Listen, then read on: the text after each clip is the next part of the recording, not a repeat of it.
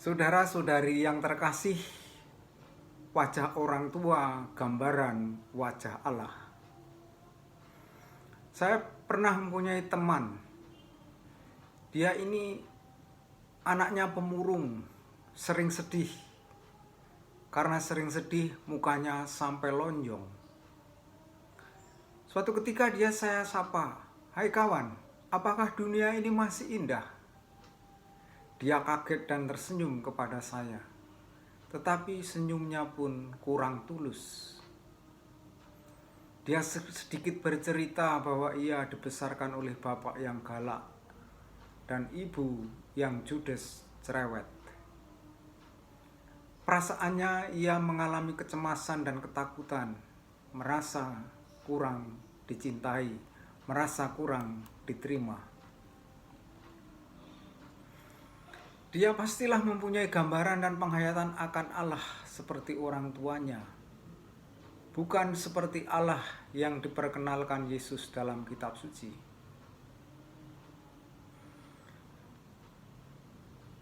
Ada kecemasan dan ketakutan karena trauma, luka batin. Ada kecemasan tanpa sebab. Manusia pernah merasa cemas atau takut tanpa mengetahui apa yang ditakuti. Kecemasan merupakan bagian dari hidup manusia. Beriman berarti membebaskan diri dari kecemasan sehingga manusia merasa diterima. Salah seorang pemikir yang menggambarkan metode penerimaan itu adalah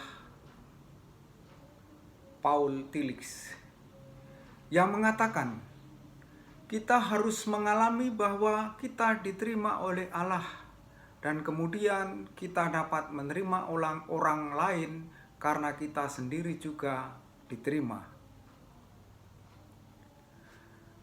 Dalam metode penyuluhan atau metode penyuluhan penyembuhan Carl Rogers, dia mengatakan penerimaan menjadi dasar bagi penyembuhan. Dikatakannya bahwa penghormatan serta penghargaan diri secara positif dan tanpa syarat merupakan pendekatan fundamental dalam penyuluhan penyembuhan. Dugaan saya, teman saya tadi penerimaan dirinya rusak. Kepercayaan dirinya kurang terbentuk. Tidak terbentuk dengan baik sehingga ia mengalami luka batin. Orang tua mestinya yang menanamkan kepercayaan dasar yang baik dalam diri anak. Istilah kepercayaan dasar, basic trust, istilah itu dipopulerkan oleh Erikson, seorang ahli psikologi agama. Menurut Erikson, manusia tidak mungkin hidup tanpa kepercayaan dasar. Manusia haus akan kepastian. Hidup ini pada dasarnya baik dan ramah. Hal tersebut membuat manusia tabah dan berani menempuh hidup yang terjal dan menantang. Memasuki masyarakat atau kehidupan yang banyak bersinggungan dengan peristiwa yang menyakitkan. Begitu anak lahir, anak mengalami ketakutan, maka ia menangis. Tetapi begitu didekap sayang oleh orang dewasa, terutama ibu, si anak merasa aman. Ini disebut fase pertama, yaitu fase kanak-kanak. Wajah ibu yang ramah dan berseri-seri memberikan kepercayaan dasar bahwa dalam hidup ini ada perlindungan, ada kebaikan, dan kasih sayang. Sebab buktinya ibu, wakil umat manusia yang pertama dan terpenting memang begitu. Dengan kepercayaan dasar ini, seorang bayi bisa tumbuh sehat, ia merasa diterima, didukung, dan dicintai. Fase kedua, fase remaja. Semakin hari anak tumbuh menjadi remaja. Masa remaja, ikatan dengan orang tua mulai berkurang. Ia mulai mandiri dan berelasi dengan teman sebaya. Wajah orang tua yang ramah dan berseri-seri sudah menjadi kepercayaan dasarnya. Ia mempunyai gambaran bahwa orang lain pasti ramah dan baik seperti orang tuanya. Wajah ramah tersebut dibawa dalam hidupnya.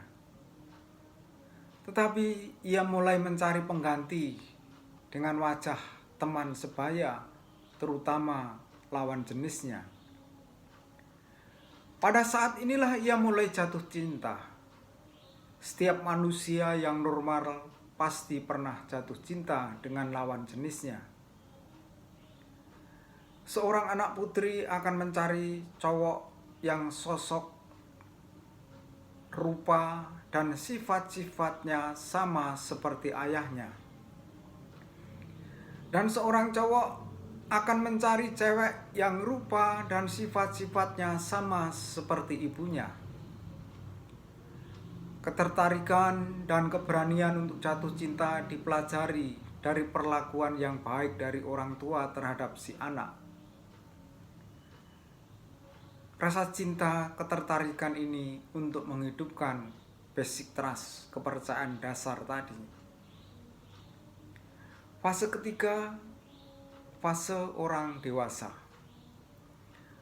Orang dewasa akan melihat wajah sesamanya sebagai gambaran dirinya untuk menghidupkan kepercayaan dasarnya. Untuk orang yang menikah, wajah istri yang ramah akan menguatkan suaminya. Dan wajah suami yang berseri-seri akan menguatkan istrinya. Tetapi suami istri yang menikah pun tidak merasa puas dengan kehadiran suami atau istrinya. Ada ruang batin kosong yang tak dapat diisi oleh siapapun kecuali oleh Allah. Wajah sesama yang ramah, penuh kasih, dan berseri-seri inilah diganti wajah Allah. Untuk yang menjalani selibat, tidak menikah, pastor, suster, bruder, biaran, biarawati, ataupun orang yang tidak menikah, selibat awam.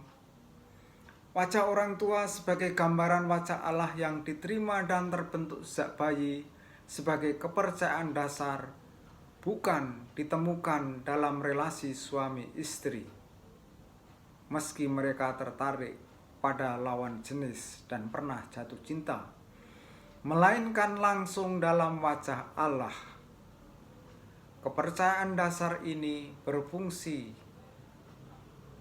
harus selalu dihadirkan dalam ritus sehari-hari, dalam doa pribadi, doa liturgi, dan aneka macam kebaktian, devosi, doa, dan ulah kesalehan.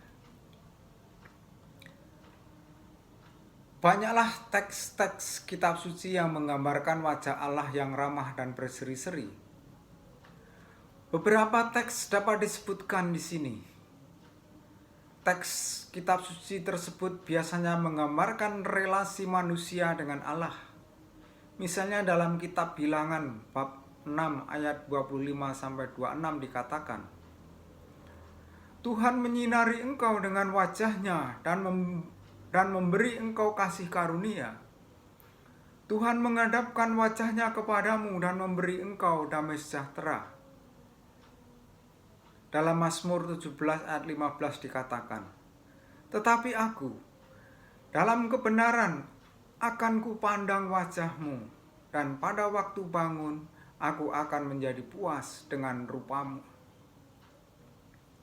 Dalam Mazmur 27 ayat 8, hatiku mengikuti sabdamu, carilah wajahku, maka wajahmu ku cari ya Tuhan. Janganlah menyembunyikan wajahmu kepadaku, buatlah wajahmu bercahaya atas hamba-Mu, selamatkanlah aku oleh kasih setiamu. Lihat Mazmur 31 ayat 17. Dalam seluruh karyanya, Yesus menghadirkan wajah Allah yang ramah, yang pengampun, yang pemurah, yang penuh belas kasih. Sehingga setiap orang yang bertemu, berjumpa dengan Dia dan mengimani Dia, mengalami diterima, didukung, dikasihi, diampuni, dan diselamatkan. Doa-doa menjadi pengingatan kembali, anamnesis akan kepercayaan dasar.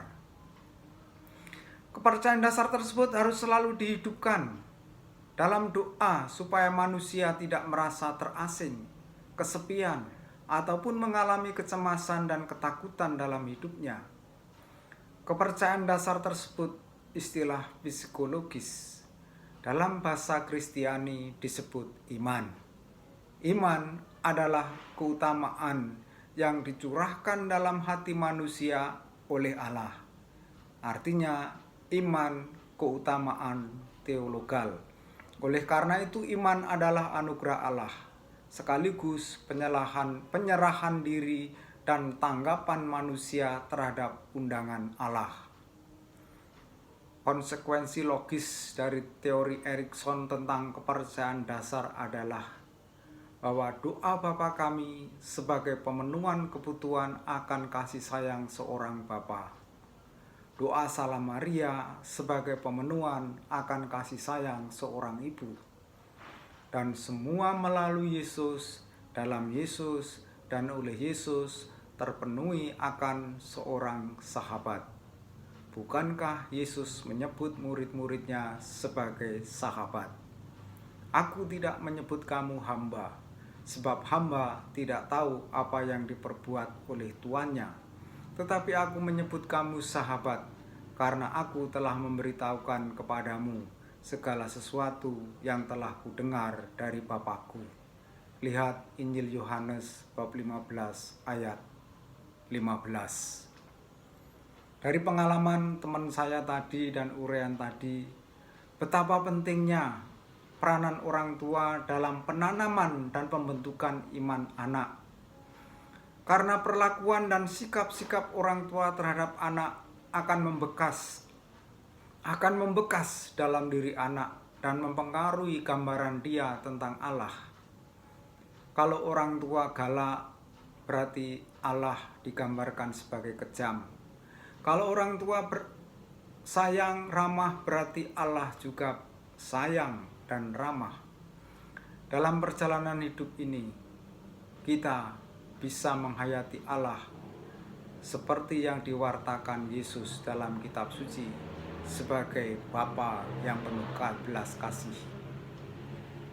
Dan kalau kita bisa menerima diri, bersyukur dalam hidup, bisa menghayati Allah sebagai Bapa, sebagai Abba. Oleh karena itu, kita semua adalah anak-anaknya. Semoga Tuhan menyertai kita semua dan kita bisa menghayati Allah sebagai Bapa. Terima kasih dan semoga Tuhan memberkati saudara-saudari. Amin.